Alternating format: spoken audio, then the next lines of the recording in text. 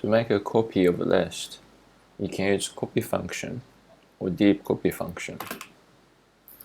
Another instance of a list will be created and then it will be put into the variable copy. So changing the original will not affect the copy.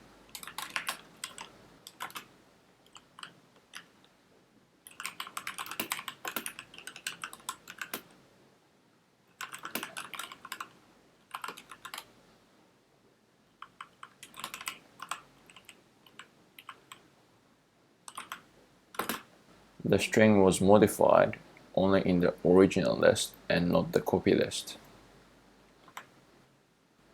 But with the copy function, it does not duplicate a list inside the list. So the lists inside the copy are kept as reference and point to the same list as the list inside the original.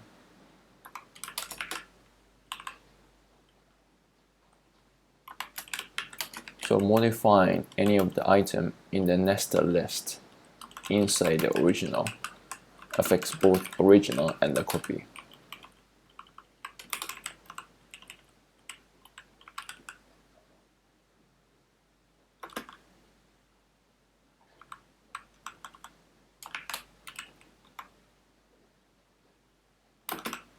The string was modified both to the original and the copy.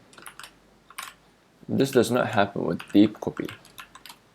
If you change the function copy to deepcopy, this time the string was modified only to the original and not to the copy.